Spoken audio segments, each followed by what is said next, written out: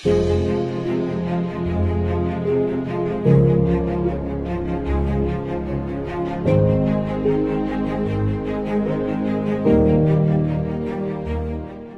باللہ من الشیطان اللعین الرجیم بسم اللہ الرحمن الرحیم الحمد للہ رب العالمین بارئ الخلائق اجمعین والصلاة والسلام علی جمیع الانبیاء والمرسلین سیما من سمی فی الآفاق بأحمد وفی الارض بأبی القاسم محمد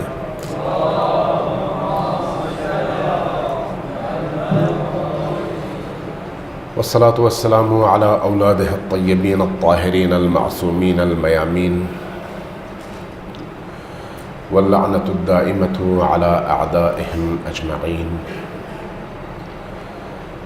من يوم عداوتهم إلى قيام يوم الدين.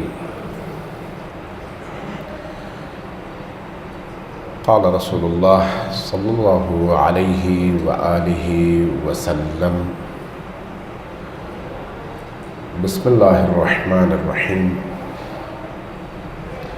اتقوا اللہ. صلوات بھیجیے بر محمد و آل محمد.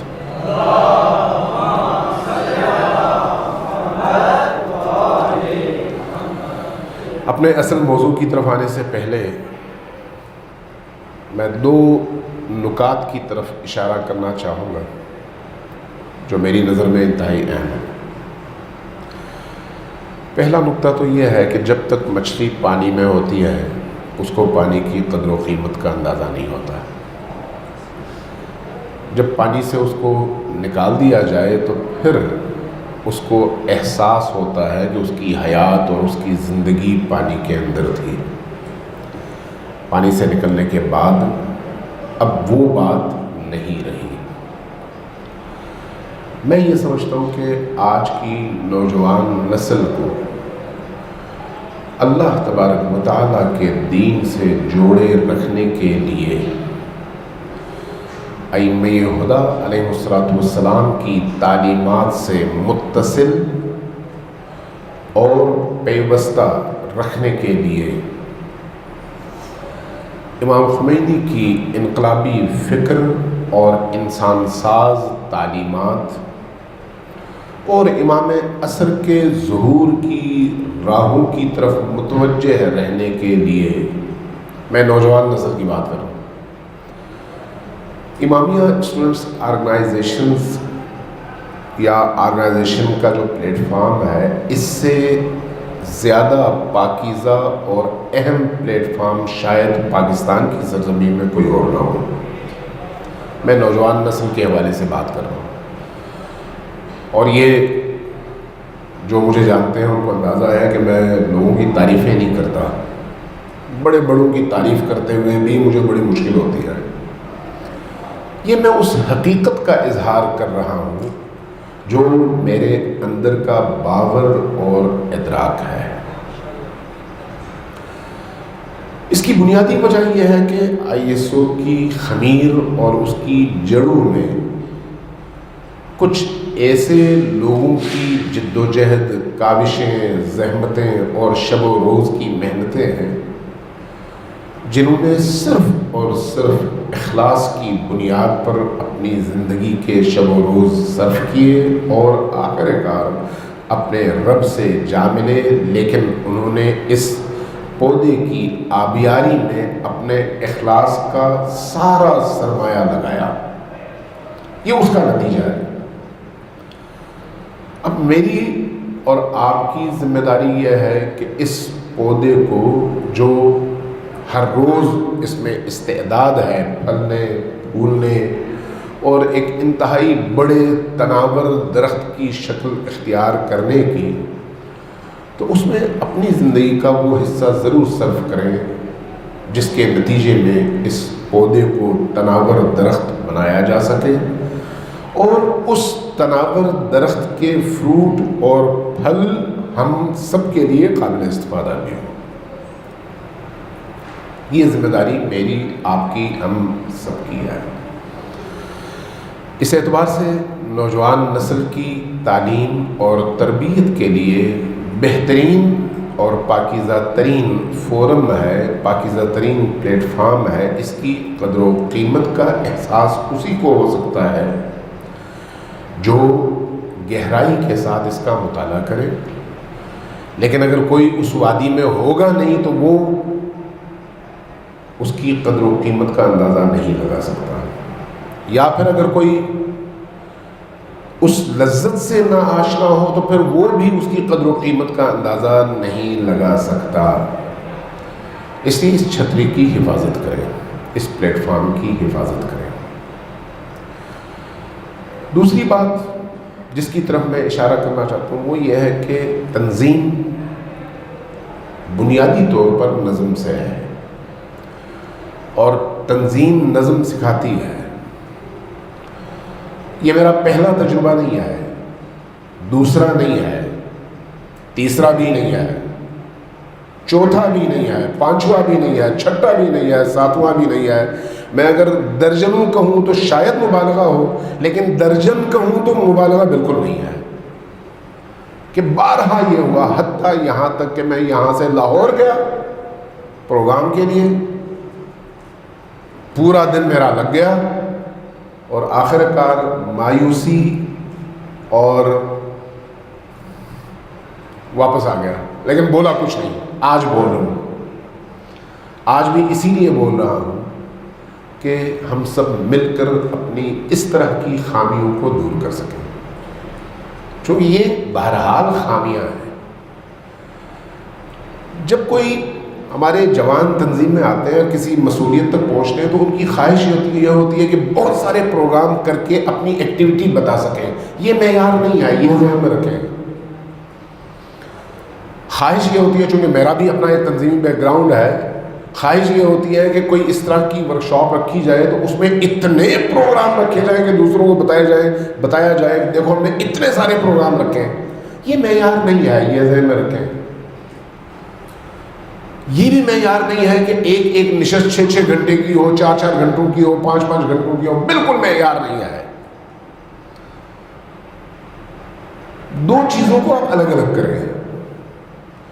ایک ہے اللہ سے انسان کے راز و نیاز کی کیفیت اور ڈیوریشن، ایک ہے بندے سے بندے کا انٹریکشن اور رابطہ. یہ دو الگ الگ چیزیں ہیں. پہلی چیز روح کی ضرورت ہے، لہذا اس میں اگر انسان ڈھل جائے تو پھر گھنٹوں اس کیفیت میں گزرتا ہے، تھکتا نہیں ہے. لیکن دوسری چیز وہ اس کی فطری ضرورت نہیں ہے. فکری ضرورت ہو سکتی ہے، فطری ضرورت نہیں ہے. چونکہ فطری ضرورت نہیں ہے اس لیے اس کو اس کی ضرورت کے مطابق ڈھالنا چاہیے. یہ کوئی وحی منزل نہیں ہے کہ اللہ کی طرف سے قرآن اترا ہو کہ آپ صبح 8 بجے سے دوپہر 2 بجے تک مسلسل پروگرام رکھیں. نہیں، کوئی نہیں. طریقہ کیا ہے؟ آپ تھوڑا سا نبی کریم کے خطبے پڑھیں، امیر المؤمنین کے خطبے پڑھیں، آپ کو اندازہ ہو جائے گا. نہج البلاغہ کیا ہے؟ آپ سے پوچھ رہا ہوں، نہج البلاغہ کس چیز کا نام ہے؟ امیر المؤمنین کے خطبوں کا نا 3 حصے ہیں. بڑا حصہ خطبوں پر مشتمل ہے. ایسا ہی ہے، کوئی خطبہ اٹھا کر پڑھنا شروع کر دیں، ترجمہ پڑھنا شروع کر دیں، آرام آرام آرام آرام سے. جو آپ آرام آرام سے پڑھیں گے تو پورا خطبہ پڑھنے میں آپ کو 15 منٹ سے زیادہ کا ٹائم نہیں لگے گا. کیوں ایسا ہے؟ امیر المؤمنین جو ابو البیان ہے، 15 منٹ 20 منٹ کی گفتگو کرتے تھے اور گفتگو ختم ہو جاتی تھی اور لوگوں کو کہتے تھے اب جاؤ سوچو. رسول کریم کی احادیث اور ان کے خطبے دیکھ لیں، وہاں پر بھی آپ کو یہی چیز نظر آئے گی. بہت ساری کتابیں پڑھ کر گزر جانا، بہت سارے خطبے پڑھ کر گزر جانا، بہت سارے دروس سن کر گزر جانا یہ نہ کوئی ہنر ہے، نہ کوئی کمال ہے، نہ کوئی اس میں کوئی خصوصیت ہے، نہ کوئی فائدہ مند ہے۔ انسانی ضرورت کو سامنے رکھیں، یہ میں تنظیمی حوالے سے عرض کروں، انسانی ضرورت کو، وہ کیا ہے؟ آپ اتنی خوراک سامنے والے کو دیں کہ اس خوراک کو وہ جب لے، وہ فکری خوراک ہے، تو اس کو ڈائجسٹ کرنے کے لیے جو اس کو ٹائم ملنا چاہیے وہ اس کو ملے اور وہ اس پر سوچے۔ آپ کسی گائے کو، بیل کو، بھینس کو جب چارہ دیتے ہیں تو وہ ایک خاص مقدار میں جتنی اس کی گنجائش ہے وہ چارہ لیتی ہے، اور اس کے بعد پھر جا کے آرام سے ایک جگہ بیٹھ کے جگانی کرنا شروع کر دیتی ہے۔ جگانی کیا ہے؟ وہ جو معدے میں اس کی خوراک گئی ہے اس کو واپس نکال کے چبانا اور ہضم کرنا۔ انسان کے ہاں کیا مثال ہے اس کی کہ انسان فکری حوالے سے ایک چیز سنے، ایک چیز پڑھے، ایک ڈسکشن پر غور کرے، سنے، نوٹ کرے، جب وہاں سے نکلے تو پھر اس پر سوچے کہ بھئی اس کے حدود کیا ہے، فلسفہ کیا ہے، حکمت کیا ہے، اثر کیا ہے، میرا کیا بیہیویئر ہونا چاہیے۔ اس لیے جب نبی کریم کی بارگاہ میں بعض لوگ آتے تھے، ایک واقعہ ہے آپ نے بار بار سنا ہوگا کہ ایک شخص آیا، کہا کہ یا رسول اللہ میرے پاس ٹائم بہت کم ہے۔ کہا کیا مطلب؟ کہا کہ میرے پاس وہاں پر گائے بھینسیں اور بہت سارے ایسے کام ہیں، بکریاں ہیں، میں نے چرانا ہے، یہ کرنا ہے، وہ کرنا ہے، بہت سارے کام میرے سر پہ، مجھے بس ایک نقطہ بتا دیں کہ میں کیسے اپنی زندگی سنوار لوں، کیا کرنا چاہیے مجھے؟ نبی کریم صلی اللہ علیہ وآلہ وسلم نے صرف ایک جملہ فرمایا کہ فَمَن يَعْمَلْ مِثْقَالَ ذَرَّةٍ خَيْرًا يَرَهُ وَمَن يَعْمَلْ مِثْقَالَ ذَرَّةٍ شَرًّا يَرَهُ۔ جس نے ذرہ برابر خیر کیا وہ بھی اپنے سامنے دیکھے گا، اور جس نے ذرہ برابر شر کیا وہ بھی اپنے سامنے اس کو موجود پائے گا۔ ایک کائنات کی ازلی اور ابدی حقیقت، لیکن ایک جملے میں، صرف ایک جملہ۔ اس نے وہ جملہ سنا، چند لمحوں کے لیے، سیکنڈز کے لیے سر جھکایا، سر اٹھایا، کہا شکریہ یا رسول اللہ، بس مجھے پتا چل گیا دین کیا ہے، میں جا رہا ہوں، اٹھ کے چلا گیا۔ ارد گرد جو لوگ بیٹھے ہوئے تھے ان میں سے میرے اور آپ کی طرح کافی سارے ہوں گے، یا رسول اللہ یہ کیسا احمق آدمی تھا، اس نے آپ کی بارگاہ میں شرفیابی کا اس کو موقع مل گیا، سننے کا موقع ملا، لیکن ایک جملہ سنا اور بھاگ گیا۔ اس کو اتنی بھی توفیق نہیں ہو سکی کچھ دیر مزید بیٹھتا، سوال کرتا، پوچھتا، سیراب ہوتا۔ نبی کریم نے کیا فرمایا آیا تھا وہ سوالی بن کر، لیکن جب واپس گیا ہے تو فقیہ بن کر گیا ہے، فقیہ بن کر۔ کیا مطلب ہے؟ کہا کہ اس نے اسی ایک جملے کو جو پکڑا اور اس پر سوچنا شروع کر دیا تو اس کے اندر کی دنیا میں اس ایک جملے سے تلاطم برپا ہوا۔ اب وہ ساری عمر اسی پر سوچتا رہے گا، اس کے مختلف زاویوں پر، اور اپنی زندگی کو اس کے مطابق ڈھال لے گا۔ اس لیے اس کی سوچ کے دروازے کھل چکے ہیں۔ جو اصل ہدف تھا، اصل ہدف یہ تھا کہ وہ اپنے سوچ کے دروازوں کو کھولے۔ اب جب وہ واپس جا رہا ہے تو اب اس کی زندگی کے روزمرہ تمام امور کا معیار یہی دو چیزیں ہوں گی: جو بوؤ گے وہی کاٹو گے، جو کرو گے وہی پاؤ گے، جو بھیجو گے وہی سامنے آئے گا۔ اب بولتے ہوئے بھی وہ سوچے گا، کرتے ہوئے بھی سوچے گا، کھاتے ہوئے بھی سوچے گا، سنتے ہوئے بھی سوچے گا، سناتے ہوئے بھی سوچے گا، سوتے ہوئے بھی سوچے گا، جاگتے ہوئے بھی سوچے گا، تجارت کرتے ہوئے سوچے گا، ہل جوتتے ہوئے سوچے گا، مسجد آتے ہوئے سوچے گا کہ یہ تمام چیزیں جو میں اپنے ارادے کے ساتھ انجام دے رہا ہوں وہی ہیں جنہوں نے اگلے مرحلے میں میرے سامنے آنا ہے۔ ایک جملہ، لیکن اس ایک جملے نے یوں انقلاب برپا کر دیا. میں اجتماعی حوالے سے دیکھوں، یہ ہے ایک شخص کی انفرادی زندگی کے حوالے سے کہ ایک جملہ سوچنے کے لیے بہت ہوتا ہے، آپ سوچنے کا ٹائم دیں. دوسری طرف غالباً صفین میں جب سامنے لشکر آدھا ہے اور ادھر امیر المؤمنین ہے، امیر المؤمنین اور ان کے اصحاب، غالباً مجھے اب ایگزیکٹ نہیں یاد پڑتا، ہاں جمل میں ایک شخص شہر کے باہر سے آیا، دیکھا کہ اسلام کے دو لشکر ہیں، دونوں طرف بڑی بڑی شخصیات، ایک طرف امیر المؤمنین ہیں علی ابن ابی طالب، رسول اللہ کے بھائی، ولی، بہت کچھ، اور ساتھ میں ان کے کچھ اصحاب اور کچھ جانثار حضرت عمار یاسر جیسے، اور دوسری طرف ام المؤمنین ہیں حضرت عائشہ، اسی طرح سے حضرت زبیر، اسی طرح سے حضرت طلحۃ الاسلام، کوئی معمولی شخصیت نہیں آئے. بعض اوقات ہم جفا کرتے ہیں، سوچتے نہیں ہیں، پڑھتے نہیں ہیں. طلحہ کوئی معمولی شخصیت کا نام نہیں آئے، زبیر کسی معمولی شخصیت کا نام نہیں آئے، بڑے بڑے کارنامے ہیں، لیکن ایک لمحہ پوری زندگی کو چینج کر دیتا ہے. اور ادھر سے ام المومنین ہے.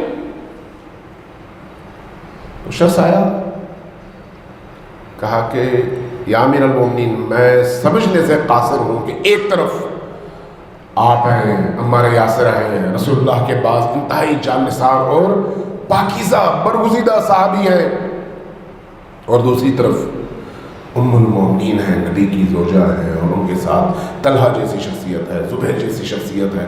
اب میں کیسے سمجھوں کہ حق ادھر ہے ادھر ہے؟ میں تو سردرگم ہوں.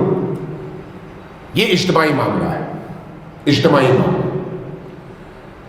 فرمایا کہ لوگوں کے درمیان حق اور باطل کو پہچاننے کا معیار شخصیت کے قد کاٹ نہیں ہے. کبھی بھی لا یعرف الحق باقدار الرجال، لوگوں کے قد کاٹ اور ان کی شہرت سے حق اور باطل کو پہچانا نہیں جا سکتا. اگر اس کو معیار بناؤ گے تو گمراہ ہو جاؤ گے.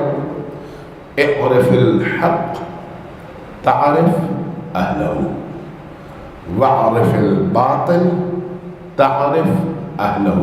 یہ پہچانو کہ حق کس کو کہتے ہیں، باطل کس کو کہتے ہیں. جب تم حق کو پہچانو گے تو اہل حق کو بھی پہچانو گے، باطل کو پہچانو گے تو اہل باطل کو بھی پہچانو گے. یہی ایک جملہ کافی تھا یہ سوچنے کے لیے کہ مجھے کہاں جانا چاہیے. زندگی پلٹ گئی، بندہ جو ہے رستے پہ آ گیا. میں واپس پلٹتا ہوں اسی اپنے نقطے کی طرف جو میں آپ تک پہنچانا چاہ رہا تھا کہ لمبے چوڑے لیکچرز مفید نہیں ہیں. مختصر لیکچر رکھوائیں لیکن ڈیبیٹیبل موضوعات ہوں، لڑکوں کو، لڑکیوں کو، بچوں کو، جوانوں کو سوچنے کا موقع ملے، سوال کا موقع ملے، ڈائجسٹ کرنے کا موقع ملے، ان چیزوں پر اپنی پوری ذہنی صلاحیتوں کو خرچ کرنے کا موقع ملے، پھر وہ سوال اٹھائیں، اعتراض کریں، تاکہ وہ چیزیں ان کے وجود، ان کی فکر، ان کی سوچ اور ان کی روح کا حصہ بنے. اگر ایسا ہوگا تو یہ دیر پا ہوگا، مرتے دم تک یہ اس کے وجود کا حصہ بنے گا. لیکن اگر ایسا نہیں ہوگا تو پھر جو ہے ذاکروں کی مجلسوں کی طرح سے ہوگا کہ صبح 8 بجے شروع ہو جائیں، رات 12 بجے تک سناتے رہیں، تھک ہار کے گھر آئیں، صبح کی نماز بھی نہ پڑھیں، جو عام طور پر ہوتا ہے. ساری رات امام حسین کے نام پہ شب بیداری کریں اور فجر کی نماز کے موقع پہ آرام سے سوئے ہوئے ہوں. بھئی ہم نے اپنی عبادت شب میں کر لی ہے. ابھی میں دیکھ رہا تھا جب آپ ایک مسجد میں ہیں، مسجد یعنی اللہ کا گھر اور کائنات میں بہترین مقام، جہاں پر آپ کو یہ سہولت حاصل ہے کہ آپ جماعت کے ساتھ بالکل اپنے وقت پر کھڑے ہوں اور نماز پڑھ سکیں۔ میں نے بہت سارے جوانوں کو ابھی نماز پڑھتے دیکھا۔ اس کا مطلب یہ ہے کہ کوئی نہ کوئی ایسی سستی تو تھی نا کہ مسجد میں ہوتے ہوئے آپ شریک نہیں ہو سکے۔ میں چھوٹے سے چھوٹے لفظ میں کہوں گا یہ عدم توفیق ہے اور کچھ، یا سلب توفیق ہے کہ مسجد میں ہوتے ہوئے آدمی جماعت سے محروم رہے۔ یعنی آدمی کو ان چھوٹے چھوٹے نکات کی طرف متوجہ رہنا چاہیے، اور خصوصاً تنظیموں کو، ہر شخص کو اپنی ذاتی زندگی میں بھی اور تنظیموں کو اپنی اجتماعی زندگی میں۔ لہٰذا جو میں خلاصہ کر کے ختم کرتا ہوں اس ٹاپک کو، وہ یہ ہے کہ اپنے امور میں نظم کا حتی الامکان خیال رکھیں۔ میں یہ نہیں کہتا آئیڈیل بنے، آئیڈیل بن نہیں سکتے، اجتماعی زندگی ہے، وہ کہیں نہ کہیں اونچ نیچ ہو جاتی ہے، لیکن کوشش کریں کہ جتنا ہو سکے اپنے امور کو نظم دیں اور دوسروں کی غلطیوں سے سیکھیں۔ خود وہ غلطی نہ کریں، دوسروں کی غلطیوں سے سیکھیں اور خود وہ غلطی اس کا ارتکاب نہ کریں۔ صلوات بھیجیں پر محمد وآل محمد۔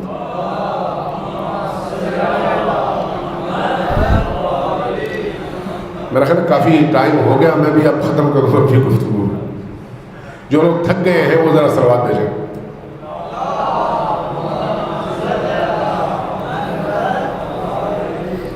اب تو آپ تھک گئے ہیں، جو لوگ نہیں تھکے وہ ذرا صلوات بھیجیں۔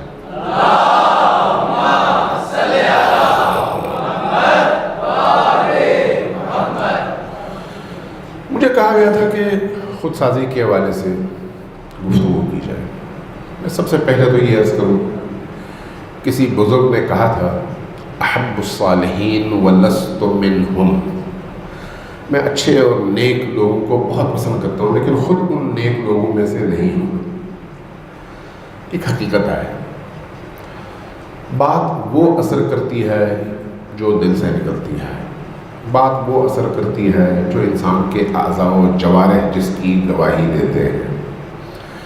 اس لیے امیر المؤمنین علی ابن ابی طالب علیہ السلام نے بڑا قیمتی اور انمول جملہ ارشاد فرمایا نہج البلاغہ میں ہے کہ من نصب نفسہ للناس اماما فلیبدأ بتعلیم نفسہ قبل تعلیم غیرہ۔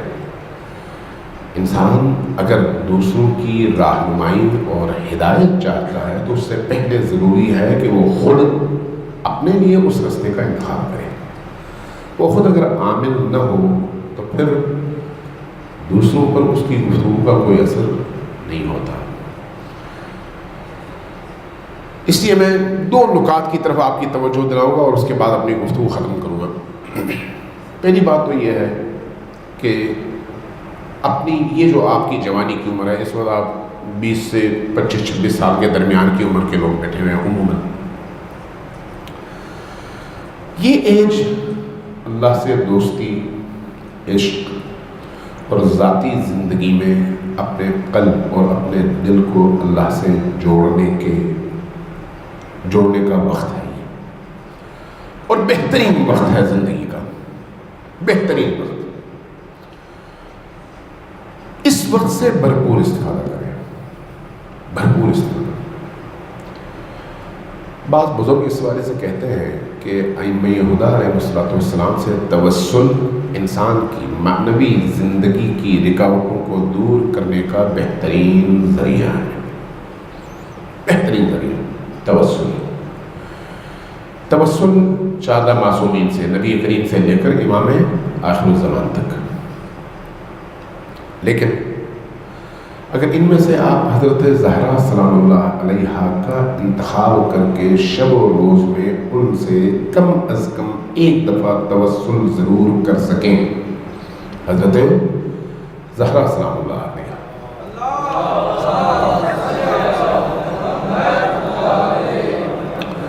اسی طرح سے امام عصر جو کہ ہمارے وقت کے امام ہیں، جن کے سامنے ہمارے اعمال نامے پیش ہوتے ہیں، جو عین اللہ فی خلقہ کہلاتے ہیں.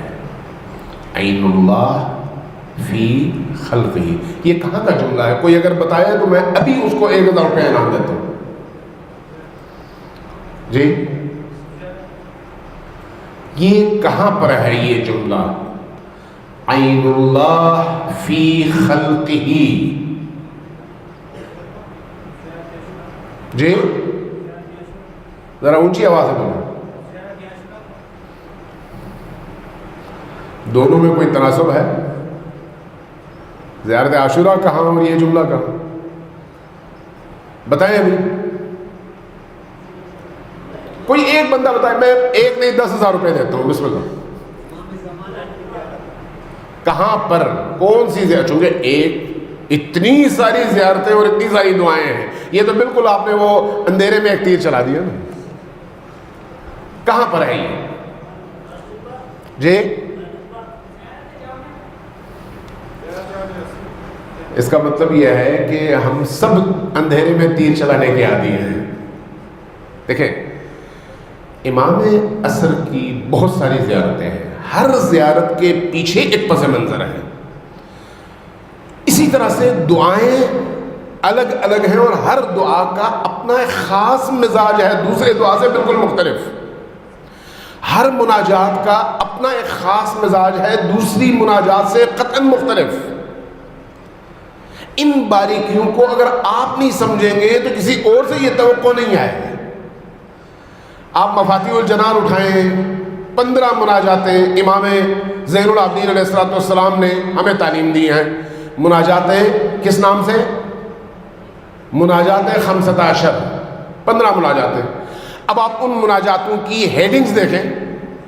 ہیڈنگ آپ کو بتاتی ہے کہ ہر مناجات دوسری مناجات سے مختلف ہے، جبکہ ساری کی ساری مناجاتیں اللہ سے کلام ہے، اللہ سے گفتگو ہے، لیکن ہر ایک کا مزاج دوسرے سے مختلف. کیوں؟ اس لیے کہ ہر انسان کی روح کی کیفیت دوسرے سے مختلف ہوتی ہے. ایک جگہ انسان مرید بن کر مراد کے پاس جاتا ہے، اس کی کیفیت ہو رہا ہے.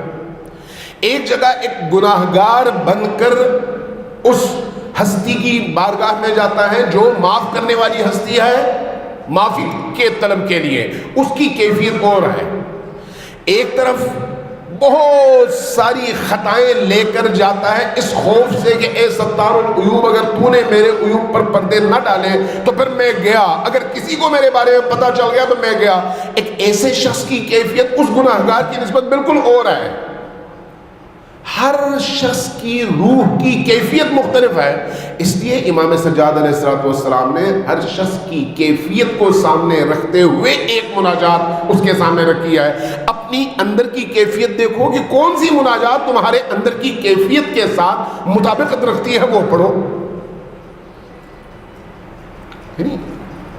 اسی طرح سے زیارات کا بھی ہے. زیارت عاشورہ بالکل اور مزاج ہے. لیکن کیا خیال ہے آپ کا، یہ جو ابھی 15 شعبان گزر گیا یا 13 رجب کی تاریخ گزر گئی، آپ کو معلوم ہے نا کہ 13 رجب میں امیر المومنین کی ولادت، 15 شعبان حضرت امام عصر کی ولادت. لیکن جو زیارت پڑھنے کا حکم ہے وہ امام عصر کا نہیں ہے، امام حسین کا ہے. 13 رجب میں بھی کہا گیا ہے کہ امام حسین کی زیارت پڑھو، جبکہ ولادت حضرت امیر المومنین کی ہے. کیوں؟ دوسرا سوال، کہا گیا کہ زیارت پڑھو لیکن زیارت عاشورہ نہیں، زیارت وارثہ نہیں. اس مناسبت سے ایک اور زیارت ہے، وہی زیارت پڑھنی ہے اس رات. اگر وہ زیارت آپ نہ پڑھیں تو آپ اس کے فیض سے محروم ہوئے. وہ ایسے ہی ہے جیسے مغرب کے موقع پر آپ نے مغرب کی 3 رکعتیں ہی پڑھنی ہیں. 4 پڑھیں گے تو درست نہیں آئے، 2 پڑھیں گے تو درست نہیں آئے. اگرچہ 2 رکعت بھی نماز ہے، 4 رکعت بھی نماز ہے، لیکن اس وقت کے لیے نہیں آئے. اس وقت کے لیے کیا ہے؟ 3 ہی رکعت. تو 15 رجب، 15 شعبان یا 13 رجب میں آپ نے امام حسین کی زیارت پڑھنی ہے، لیکن عاشورہ نہیں، وارثہ نہیں، بلکہ وہ زیارت جو اس رات کے حوالے سے معصوم کی زبان سے صادر شدہ ہے، چونکہ اس کی خصوصیات ہیں.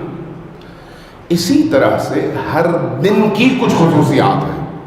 ہر دن کی. یہ جو آپ صبح نماز کے لیے اٹھتے ہیں، فجر کی جب نماز کے لیے اٹھتے ہیں، آپ کے نئے دن کا آغاز ہوتا ہے. آج ہفتہ تھا، ہفتے کو جب آپ نے فجر کی نماز پڑھی تو ایک نئے دن کا آغاز کیا. اس نئے دن کی کچھ خصوصیات ہیں. ان خصوصیات کے تحت ایک دعا ہے اس دن کی مناسبت سے. دوسری دعائیں آپ 1000 پڑھتے رہیں، لیکن یہ دعا صرف اس دن کی ہے، وہ آپ نے پڑھنی ہے. چونکہ اس دن سے متعلق اس دعا کے اندر ایسی چیزیں ہیں جن کے اسرار اور رموز تک میں اور آپ نہیں پہنچ سکتے. ائمہ نے بتا دیا کہ تم یہ پڑھو فیض پاؤ گے. اسی طرح سے ہر دن کی ایک زیارت ہے، ہر دن کی.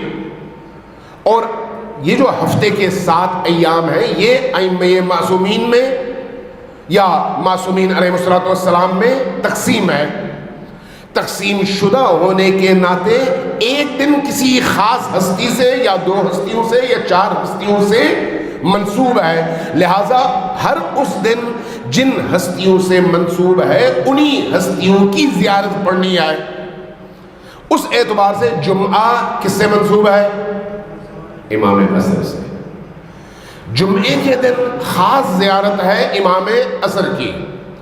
اس کا دوسرا جملہ یہ ہے السلام علیک یا عین اللہ فی خلقہ، اے وہ ہستی جو مخلوق کے درمیان اللہ کی آنکھ ہے، آپ پر میرا سلام ہو. اللہ کی آنکھ مخلوق کے درمیان، کیا مطلب ہے اس کا؟ یعنی مخلوق جو کچھ بھی کرے امام کی نگاہوں کے سامنے ہے. اس لیے میں عرض کر رہا تھا کہ اپنی روٹین کی زندگی میں توسلات میں ایک حضرت زہرا سلام اللہ علیہا کو اپنی زندگی کا محور بنائیں، اور دوسری امام عصر کو اپنی زندگی کا محور بنائیں. 2 باتیں. تیسری بات میں کر کے ختم کر دیتا ہوں. جو لوگ تھک گئے ہیں وہ ذرا صلوات بھیجیں بر محمد و آل محمد. یہ اب باطل ناخواستہ کیوں صلوات بھیج رہے ہیں؟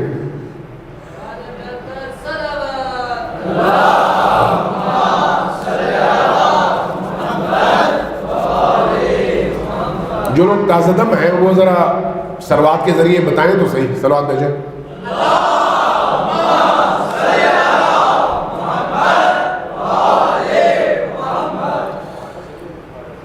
میں 2 صرف مختصر نقطے عرض کرتا ہوں، اس کے بعد جو ہے نہیں چاہوں گا کہ آپ کو تھکاؤں.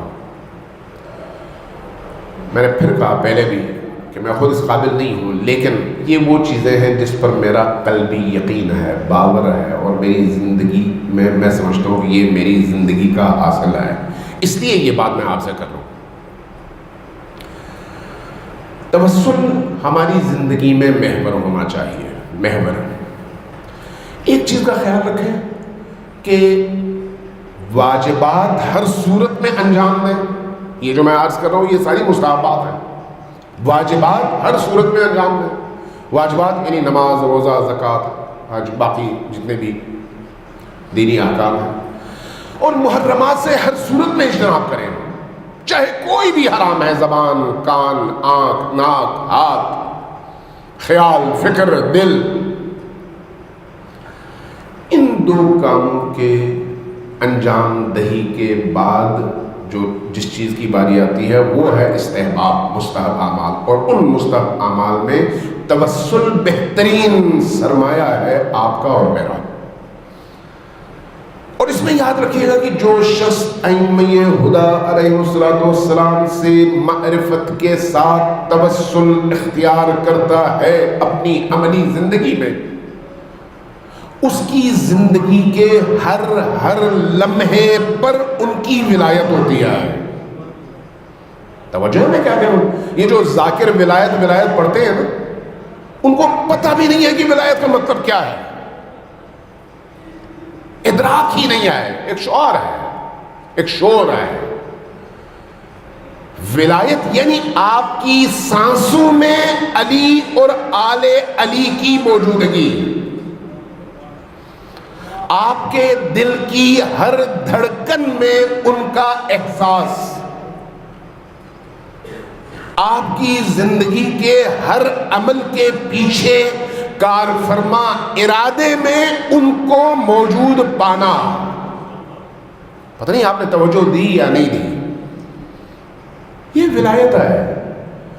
آپ جب ان کی ولایت کے سائے میں داخل ہوتے ہیں تو ہو نہیں سکتا وہ آپ سے غافل ہو،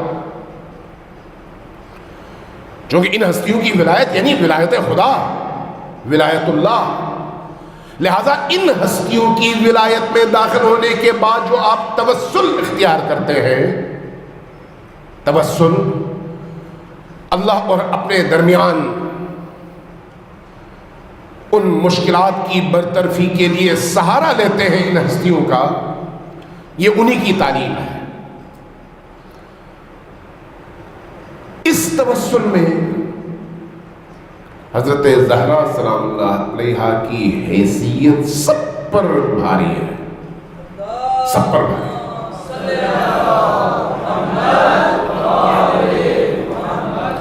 اس لیے کہ وہ ماں ہے. ایک بہت بڑی دلیل ہے، وہ ماں ہے. باپ کو راضی کرنا نسبتاً مشکل ہوتا ہے، ماں کو راضی کرنا بڑا آسان ہوتا ہے. ایسا ہے یا نہیں؟ ماں کا دل اور طرح کا دل ہوتا ہے اور اللہ نے بنایا ہی اور طرح کا ہے. اس لیے حضرت زہرا سے توسل اور امام عصر کے حضور حاضر ہونے کا ادراک اور احساس. قرآن سے آپ کی اٹیچمنٹ، قرآن کریم سے. قرآن کریم کا ظاہر یہ الفاظ مصحف، کاغذ اور آیات، کاغذ پر موجود چھپی ہوئی وہ آیات، یہ اس کا ظاہر ہے. اس کا باطن کیا ہے؟ امام عصر. قرآن کا باطن کیا ہے؟ امام عصر. اگر آپ واقعی امام عصر کو یاد کرتے ہیں تو بزرگوں نے یہ کہا، ہمیں ایک معیار دیا ہے، ایک معیار کہ یہ دیکھو کہ قرآن سے تمہارا رشتہ کیسا ہے. اگر قرآن کریم سے تمہارا رشتہ روزانہ کی بنیاد پر استوار ہے تو سمجھو امام زمان سے استوار ہے. لیکن نہیں ہے ادھر تو سمجھو کہ ادھر بھی صرف لفظ ہیں، مفہوم اور معنی نہیں ہے. یہ آیت اللہ بہجت جیسی شخصیات اس بات پر بہت زیادہ زور دیتی ہیں. وہ کہتے ہیں امام زمانہ سے ملنا چاہتے ہیں، امام زمان سے ملنے کے لیے اس سے پہلے ایک کام کرو، قرآن کھول لو. اگر تمہیں پڑھنا نہیں آتا فرض کرو تو اس کے لفظوں کو دیکھو. یہ لفظوں کو دیکھنا مقدمہ ہے امام عصر کے چہرے کی طرف دیکھنے کا. ان لفظوں کو دیکھ کر اپنی نگاہوں کی تراوت اور پاکیزگی تم بڑھاؤ گے تو اس قابل ہوگے کہ امام زمان کو بھی دیکھ سکو. یہ ابتدا ہے، یہ کنجی ہے، یہ دروازہ ہے. میں بھی ایک واقعہ پڑھ رہا تھا، میں خود بڑا متاثر ہوا. امام رضا علیہ السلام کے حرم کے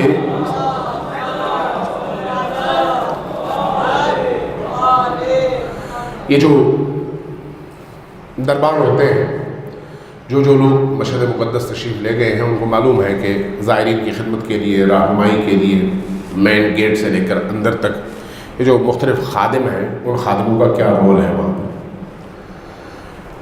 امام رضا کے خادم، حرم کے خادم یہ بیان کرتے ہیں کہ ایک دن میں نے دیکھا ایک کتا آیا مین باہر کے بالکل گیٹ کے سامنے، بوڑھا سا منحنی سا کتا اپنی پیشانی گیٹ سے رگڑنے لگا. میں نے دیکھا کتا ہے، نجس ہے، میں نے اس کو بھگا دیا، وہ چلا گیا. 2-4 گھنٹوں کے بعد میں نے دیکھا پھر وہ آیا، پھر یہی حرکتیں کرنے لگا. میں نے پھر اس کو بھگا دیا. رات ہوئی، پھر میں نے دیکھا پھر آیا، پھر میں نے اس کو بھگا دیا. اگلے دن میں نے دیکھا پھر وہی کتا آیا، یہی حرکت کرنے لگا. مجھے تعجب ہوا، میں اس کو بھگاتا ہوں اور یہ بار بار آتا ہے. اسی دوران میں اس کو بھگانے لگا تھا، ایک بڑی سی گاڑی آئی، رکی، اس میں سے اندر کچھ بندے رہ گئے، کچھ ایک دو بندے باہر آ گئے، آئے اس کتے کی طرف، کتے کو پکڑ کر لے جانے لگے گاڑی کی طرف۔ میں نے کہا الہی یہ ماجرا کیا ہے؟ میں نے فوراً اس بندے سے کہا کہ بھئی یہ کتے کو کہاں لے کے جا رہے ہو؟ کہا کہ اس کا مالک اندر بیٹھا ہوا، اس سے پوچھ لو۔ کہتا میں چلا گیا گاڑی کے دروازے پر، اس نے شیشہ نیچے کیا، میں نے سلام کلام کے بعد میں کہا یہ کیا کتے کو کہاں لے کے جا رہے ہو؟ کہا کہ اس کی ایک عجیب داستان ہے۔ کہا وہ کیا؟ کہا کہ یہ کتا بالکل تگڑا اور جوان تھا جب میں نے اس کو مارکیٹ سے خریدا تھا، اپنے ایک جو بھی میرا علاقہ تھا وہاں پر حفاظت کے لیے، گھر اور باقی چیزوں کی۔ کتا اب اس قابل نہیں رہا، بوڑھا ہو گیا اور کسی کام کے قابل نہیں رہا، تو میں نے ایک جوان کتا خرید لیا اور بڑا زبردست۔ اس کو میں نے دیکھا خواہ وہاں پالنا پڑے گا، میں نے اس کو آوارہ کر دیا، میں نے کہا نکل جاؤ، اس کو نکال دیا۔ 2-4 دن وہ میرے گھر کے قریب آس پاس پھرتا رہا، میں اس کو دور میں پھینک آیا۔ کل رات میں سویا ہوا تھا، میں نے امام رضا علیہ السلام کو خواب میں دیکھا۔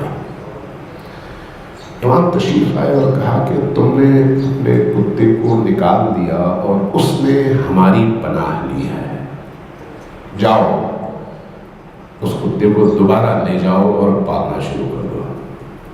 اس لیے آج میں واپس آیا ہوں، مجھے یقین تھا کہ یہیں پر کہیں ہوگا، تو اس لیے میں آیا ہوں اس کتے کو لے جانے کے لیے۔ میں سوچتا رہا کہ وہ امام رؤوف جس کے دروازے پر ایک بوڑھا ناکارہ حیوان اور وہ بھی نجس حیوان کتا آتا ہے، اپنی پیشانی رکھتا ہے، اپنا درد بیان کرتا ہے، تو اس امام کی ولایت اتنی وسیع ہے کہ اس کتے کو بھی وہ نظر انداز نہیں فرماتے، بلکہ اس کے مالک سے کہتے ہیں کہ جاؤ اور اس کو واپس لے آؤ اور پالو۔ اگر ایک انسان معرفت کے ساتھ، عشق کے ساتھ، محبت کے ساتھ ان ہستیوں کے دروازے پر جا کر اپنی پیشانی زمین پر رکھے، تبسل کرے اور اللہ اور اپنے درمیان ان کو شفیع بنائے، تو کیسے ہو سکتا ہے کہ وہ ایک ایسے بامعرفت انسان سے چشم پوشی کرے اور اس کی مشکلات کو دور نہ کرے؟ کیسے ہو سکتا ہے؟ ائمہ وہ ہیں جو آپ کی زندگی کے تمام نشیب و فراز میں اگر آپ توسل کرتے ہیں اور ان کے دامن سے متصل رہتے ہیں، چمٹے رہتے ہیں، تو وہ آپ کو کبھی بھی اپنے در سے ہانکتے نہیں ہیں کہ جاؤ ہمارا تم سے کوئی تعلق نہیں ہے، کبھی بھی ایسا نہیں کرتے۔ آپ کا وہاں پر جانا ضروری ہے۔ اگر اس حرم میں نہیں جا سکتے تو یہاں پر مصلی میں بیٹھ کر اس زیارت کی شکل میں، اس دعا کی شکل میں تو جا سکتے ہیں۔ اور یہ جو تہذیب نفس ہے یہ آپ کے اپنے ہاتھ میں نہیں ہے جب تک ان کی طرف سے عطا نہ ہو۔ یہ جو توفیق ہے، یہ جو سعادت ہے، یہ جو دعا کی سعادت ہے، دعا لفظ تو نہیں ہے۔ اگر لفظ سمجھا ہے آپ نے تو بہت بڑی غلطی کی ہے۔ دعا لفظ نہیں ہے، دعا کیفیت ہے۔ اس کیفیت کا تعلق آپ کے بدن سے نہیں ہے، آپ کی روح سے ہے۔ اس لیے دعا کے جو آداب ہیں ان آداب سے قطع نظر سوتے ہوئے، جاگتے ہوئے، اٹھتے ہوئے، چلتے ہوئے، وضو کرتے ہوئے، نماز پڑھتے ہوئے، ڈرائیونگ کرتے ہوئے، بس میں بیٹھتے ہوئے، کسی پبلک ٹرانسپورٹ میں بیٹھتے ہوئے، ہل چلاتے ہوئے، گاڑی چلاتے ہوئے، اب کوئی بھی کام کرتے ہوئے اپنی روح کو ان ہستیوں سے متصل رکھ سکتے ہیں۔ اور اگر آپ لذت فیل کریں تو اس کا مطلب یہ ہے کہ آپ کو انہوں نے اپنی بارگاہ میں آنے کی اجازت دی ہے۔ شرط یہ ہے کہ آپ اس لذت سے آشنا ہو۔ اقبال نے کہا تھا نا، عجب چیز ہے لذت آشنائی، دو عالم سے کرتی ہے بیگانہ دل کو، عجب چیز ہے لذت آشنائی۔ یہ جو دو عالم سے بیگانہ کرنے والی وہ کیفیت ہے، بدن کی نہیں ہے، وہ روح کی ہے۔ اور روح کی اس کیفیت کے لیے توجہ شرط ہے، توجہ شرط ہے۔ اور یہ جو تہذیب نفس ہے، یعنی نفس کو پاکیزہ کرنا، اس پاکیزگی نفس کا پہلا مرحلہ وہی توجہ ہے۔ کوئی توجہ. جب تک اس مرحلے پہ آدمی داخل نہیں ہوتا اگلے مراحل طے کر ہی نہیں سکتا. اس لیے کسی بہت بڑے عارف نے یہ جملہ ارشاد فرمایا کہ سمت و جو و سحر عزلت و ذکر بدوام. سمت و جو و سحر و عزلت و ذکر بدوام نا تمامان جہان را کند ان 5 تمام. 5 چیزیں، یہ 5 چیزیں اگر آپ کی زندگی میں آتی ہیں تو آپ نقص سے کمال کی طرف، زوال سے عروج کی طرف، نجاستوں سے پاکیزگیوں کی طرف، ظلمت سے نور کی طرف اپنا سفر کرتے ہیں اور پھر اپنی منزل تک پہنچتے ہیں. سمت، خاموشی، فضول باتوں سے اجتناب. فضول باتوں سے اجتناب. کئی باری میں بیٹھے ہوئے 2 بندے بیٹھے ہوئے، فوراً تیسرے بندے کی غیبت شروع ہو گئی. 2 بندے بیٹھے ہوئے، فلاں نے یہ کر دیا، فلاں نے وہ کر دیا، مصائب شروع ہو گئے. اپنی بھی دنیا بگاڑ لی، دوسروں کی بھی، اپنی بھی آخرت خراب کر لی، دوسروں کی بھی. طریقہ کیا ہے؟ اپنی زبان پر لاک لگانا، خاموشی. مفید باتیں کرو، نقصان دہ باتیں نہ کرو. سمت اور جو، اپنے آپ کو بھوکا رکھنا. پیٹ جتنا بڑھتا ہے اور بھرتا ہے اتنا آدمی زیادہ بے خبر اور بے حس ہوتا چلا جاتا ہے. اس لیے روزہ بہترین عمل ہے انسان کی تہذیب نفس کے حوالے سے، بہترین عمل. اس لیے اولیاء اللہ کو آپ دیکھتے ہیں اکثر روزے سے ہوتے تھے. 2 چیزیں ہوئی. تیسری چیز عزلت، سمت و جو و عزلت. عزلت کیا ہے؟ 24 گھنٹے کے اس عرصے میں کچھ عرصہ، کچھ ٹائم ایسا ہو جس میں آپ کی زندگی میں کوئی اور مخل نہ ہو، صرف آپ ہو. صرف آپ کا مطلب یہ ہے کہ آپ ہو اور آپ کا محبوب ہو، چاہے وہ محبوب خدا کی شکل میں ہے یا خدا کے ولی کی شکل میں ہے. کچھ ٹائم ایسا ہونا چاہیے جس میں آپ اور آپ کا محبوب ہو، مناجات کریں، گفتگو کریں، درد دل بیان کریں، مکالمہ کریں. اور سہارا دیں سید الساجدین امام زین العابدین کے کلام کا، چاہے وہ صحیفہ سجادیہ کے کلام کی صورت میں ہو، چاہے وہ مناجات 15 کی صورت میں ہو، چاہے وہ کسی اور شکل میں ہو. یہ کیا ہے؟ آپ کی اس عزلت کا ایک نمونہ ہے. عزلت جس میں آپ اکیلے ہو، کوئی اور آپ کا شریک نہ ہو آپ کی زندگی کے ان اوقات میں. اگلی چیز ذکر بدوام، دائم الذکر ہونا. یہ ایام ویسے بھی شعبان کے ہیں، آگے رمضان المبارک ہے. آپ نے یقیناً رمضان المبارک میں کم از کم 1 دفعہ قرآن ختم تو کرنا ہی ہے، ورنہ کیسے مسلمان؟ اتنا تو کم از کم کرنا ہے. لیکن اس کے لیے اپنی روح کو تیار کرنا، اپنے اندر کی دنیا کو پاکیزہ کرنا. اپنے اندر کی دنیا کو کیسے؟ بعض بزرگوں نے کہا کہ آپ ڈیلی صرف 100 بار چلتے چلتے قل هو اللہ کی تلاوت کریں، امام حسین علیہ السلام کی بارگاہ میں ہدیہ کر دیں. قل هو اللہ کی بعض بزرگوں نے کہا، جیسے آیت اللہ بہجت ہیں، فرماتے ہیں کہ قل هو اللہ کی تلاوت کریں اور امام اصل کی بارگاہ میں ہدیہ کریں. جو آپ ہدیہ کریں گے کئی گنا ہو کر آپ کے پاس آئے گا، آپ کی اندر کی دنیا بدلے گی. آپ اپنے اندر کی دنیا بدلنا چاہتے ہیں تو یہ ضروری ہے، ورنہ زمانے نے آپ کو بدلنا ہے. آپ کے بدن کے بدلنے میں آپ کا کوئی رول نہیں ہے. آپ کھاتے ہیں، پیتے ہیں، وقت گزرتا ہے. آپ نے بچے سے جوان ہونا ہے، جوان سے بوڑھا ہونا ہے، بوڑھے ہونے کے بعد فرسودہ ہونا ہے، پھر مرنا ہے، پھر خاک میں ملنا ہے. اس میں آپ کا اختیار نہیں ہے. آپ چاہیں بھی تو روک نہیں سکتے اور تبدیلی بھی نہیں لا سکتے. لیکن روح کے حوالے سے وہ آپ کے اختیار میں ہے کہ آپ روح کو کیسا بنائیں. اور یہ بدن کی روح کی خوراک ہے اور روح دائمی ہے. چونکہ دائمی ہے، دائمی آپ کے اختیار میں ہے، عارضی آپ کے اختیار میں نہیں ہے. آپ کی عقل کیا کہتی ہے کہ کہاں پر آپ کو اپنا ٹائم صرف کرنا چاہیے، دائمی میں یا عارضی میں؟ تو جو دائمی ہے وہ آپ کے اختیار میں بھی ہے، جو عارضی ہے وہ آپ کے اختیار میں نہیں ہے. تو پھر جہاں اختیار ہے وہاں پر کیوں نہ آپ اپنی عمر صرف کریں، اپنا ٹائم صرف کریں؟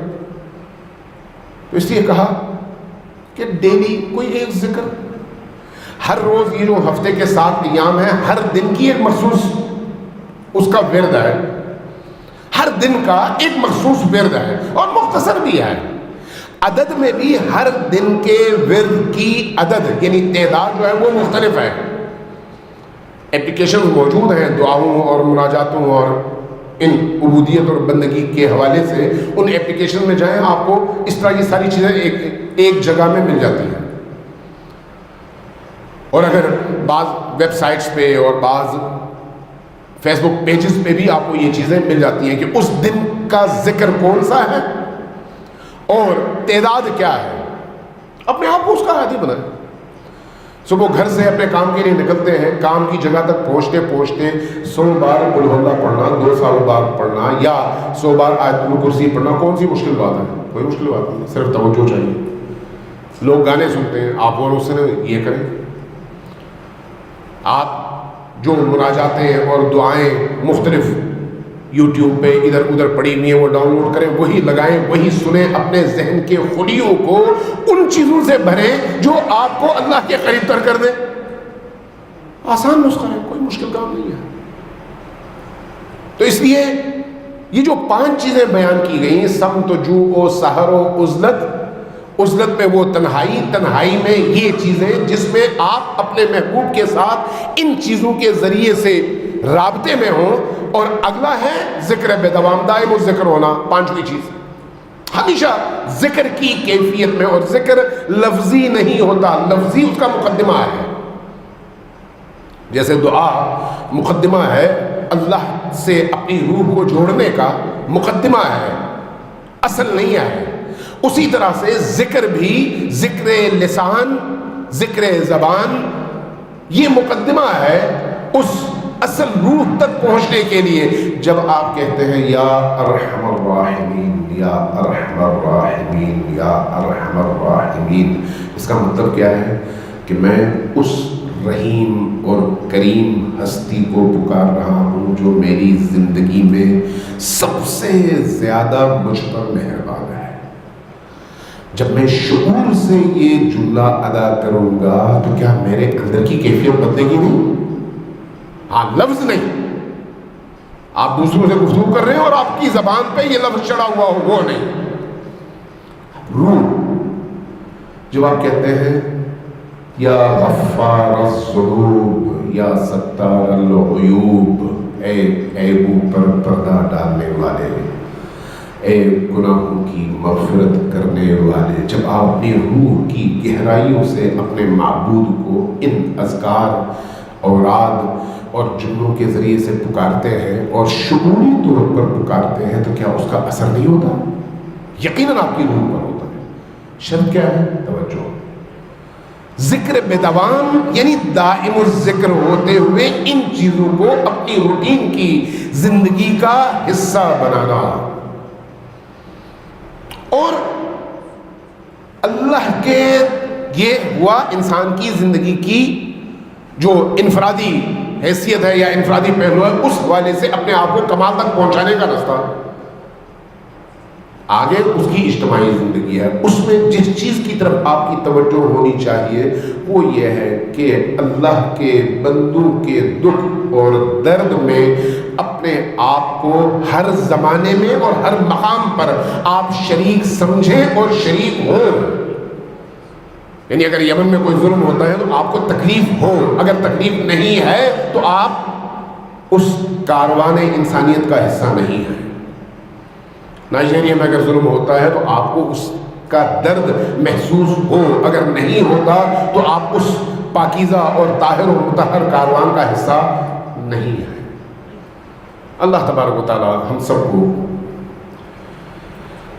روح کے اعتبار سے، فکر کے اعتبار سے، سوچ کے اعتبار سے ان تمام مراحل کو اپنے اندر کی دنیا میں آباد کرنے کی اور اپنانے کی اور اپنے آپ کو اس سانچے میں ڈھالنے کی اور اللہ کی عبودیت کے مراحل شعوری طور پر طے کرنے کی اور اپنے رب سے، اپنے مولا سے، اپنے خالق سے لو لگانے کی، اور اسی طرح سے اس کے اولیاء ائمہ اطہار، وہ پاکیزہ اور برگزیدہ ترین بندے جو باعث خلقت کائنات ہیں، ان ہستیوں سے ہمیشہ اپنی روح کو جوڑے رکھنے کی توفیق اور سعادت نصیب فرمائے۔ اللہ تبارک و تعالیٰ آپ سب کی توفیقات خیر میں اضافہ فرمائے اور ہم سب کی خطاؤں اور گناہوں سے درگزر فرمائے۔ السلام علیکم ورحمۃ اللہ وبرکاتہ۔